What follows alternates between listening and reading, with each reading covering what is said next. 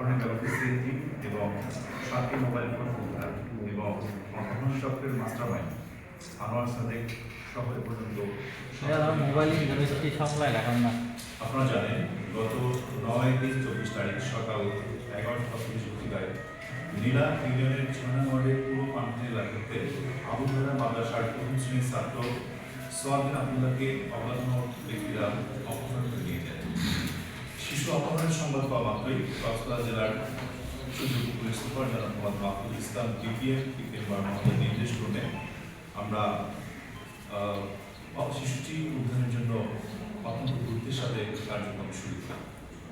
Victim উদ্ধারের অভিযান জানা যায় শিশু অপহরণের মাস্টারমাইন্ড আনোয়ার সাদেক এবং তার পরিকল্পনায় বাদিনীর ভাড়াটিয়া বাড়িতে পুরাতন রোহিঙ্গা নাসের এবং মাজুমার নেতৃত্বে তারই ছেলে মেয়ে সালমা এবং শাহিন এবং কক্সবাজার নিবাসী সিএনজি ড্রাইভার নাসির আলম মাদ্রাসা থেকে বের হয়ে আসার সময় শিশুটিকে রাস্তা থেকে অপহরণ করে নিয়ে যায়।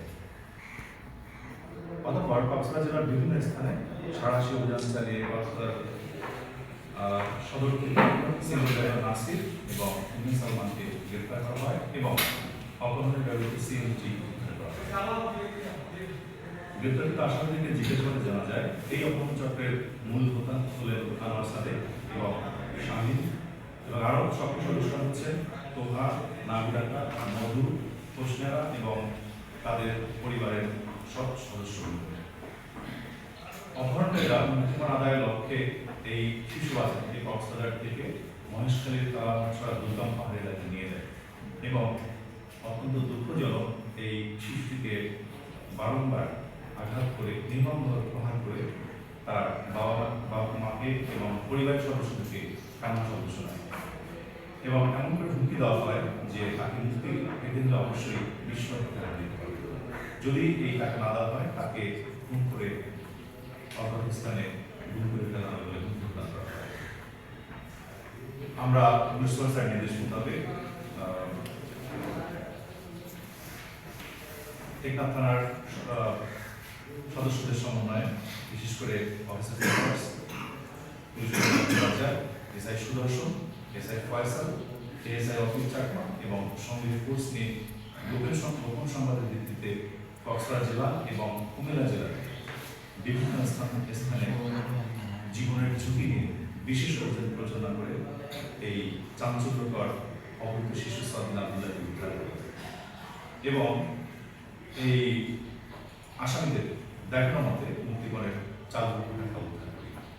অপহরণে ব্যবহৃত সিএনজি এবং অপহরণে ব্যবহৃত 7টি মোবাইল উদ্ধার করা হয়। ইতিমধ্যে আপনারা জানেন অপহরণ চক্রের মাস্টারমাইন্ড আনোয়ার সাদেককে গ্রেপ্তার করা হয়েছে এবং আরও 16 জন সদস্যকে আমরা গ্রেপ্তার করতে সক্ষম হয়েছি। অপহরণ চক্রের ঘটনার সাথে জড়িত আরও অনেকেই রয়েছেন যা আমাদের অবজারভেশন রয়েছে এবং এই আসামিদের গ্রেপ্তার অভিযান অব্যাহত রয়েছে।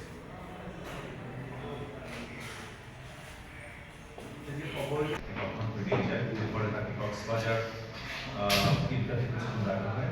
এরপরে সেখান থেকে মহেশখালী থানার কালামাছড়া যে দুর্গম পাহাড়ি এলাকা রয়েছে সেখানে নিয়ে যাওয়া হয়। সেখানে কিছুদিন অবস্থান করার পরে বিশেষ করে যখন পুলিশের আমরা ব্যাপক অভিযান চালাচ্ছিলাম এবং উদ্ধারের জন্য চেষ্টা করছিলাম তখন সেখান থেকে কুমিল্লা জেলার লালমাই এলাকার লালমাই থানা এলাকার একটি ভাড়াবাড়িতে সেখানে ঢুকিয়ে রাখে এবং সেখান থেকে গোপন সংবাদের ভিত্তিতে আমরা অভিযান চালিয়ে থেকে সেখানে আমার একটি প্রশ্ন, আপনারা যে উদ্ধার করেছেন আপনাদের কাছে যথেষ্ট মেকানিজম আছে, ইতিপূর্বে অপহরণ হয়ে গেছে যে লাস্ট সকল অভিযান আপনার স্যার আমি থানা এবং পুলিশ কর্তৃপক্ষ।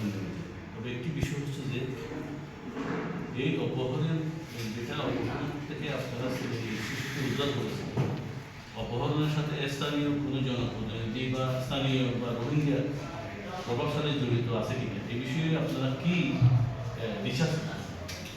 ধন্যবাদ আপনার প্রশ্নের জন্য। এই যে আনোয়ার সাদেক যিনি আছেন মূল মাস্টারমাইন্ড তিনি কিন্তু একটা পুরাতন রোহিঙ্গা এবং তার পরিবারের সদস্য তার মানে এই অপহরণ চক্রের প্রথম যে স্টেজে যারা আছে তার সবাই কিন্তু পুরাতন রোহিঙ্গা আর কালামাছড়ায় এলাকায় যারা আছেন তারা হচ্ছেন বাঙালি। তো সেক্ষেত্রে আমরা যে কোনো অপহরণের ঘটনায় আমরা অত্যন্ত গুরুত্বের সাথে দেখি এবং এই অপহরণ চক্রের সাথে রোহিঙ্গা এবং বাঙালি উভয়ই জড়িত।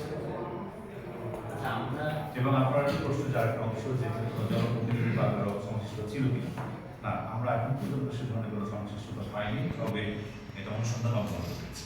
না থাকলে আমার আরেকটা প্রশ্ন আমার স্বাভাবিক আমার কাছে আসছে, কিন্তু এ পর্যন্ত আপনার একে অপহরণ হয়েছে, এই অপহরণের বিষয় নিয়ে জনপ্রতিনিধিরা কেন নিশ্চুপ থাকে, সেটা একটা প্রশ্ন দিতে হবে। সেটা অ্যাকচুয়ালি আপনারা জেনে খুশি হবেন যে আমরা এই সপ্তাহের মধ্যে আমাদের কক্সবাজার জেলার যে পরিচালক মহোদয় তার সভাপতিকে আমরা রঙিফিল এলাকায় যেখানে অপহরণ বেশি হচ্ছে আমরা তথ্য পাই, সেখানে আমরা এই জনপ্রতিনিধিদের নিয়ে তাদেরকে নিয়ে আমরা জনসভা করবো এবং সৌজন্যমূলক সভা করবো। এটা আমাদের পরিচালক মহোদয় নির্দেশ দিয়েছেন এবং আপনারা জেনে খুশি হবেন যে গতকালকে কিন্তু সেখানে 50 জন পুলিশ সদস্য মোতায়েন করা হয়েছে এবং অতিরিক্ত পুলিশ সদস্য মোতায়েন করা হয়েছে এবং তারা কিন্তু সেখানে এই অপহরণ প্রতিরোধে বিশ্ব অভিযান পরিচালনা করবে। এবং সেক্ষেত্রে আমরা যে জনপ্রতিনিধি রয়েছে, মেম্বার, চেয়ারম্যান প্লাস আদার্স যারা রয়েছে, কমিটি পুলিশ সদস্য রয়েছে এবং আপনারা যারা আছেন, আমাদের সাংবাদিক বন্ধু যারা আছেন, সবাইকে আমরা একত্র করে এই অপহরণের বিরুদ্ধে জিহাদ অপহরণ এটা ধারাবাহিকতা চলে আসছে, কিন্তু পর্যালোচনার বিরুদ্ধে মামলা হয়েছে আমি জানি না। এই অপহরণ যে একদম রূপে এবং পুলিশ কি ব্যবস্থা নিয়েছে এবং রোহিঙ্গা এলাকা, অধ্যুষিত এলাকায় যে ক্যাম্প এলাকায় যে সমস্ত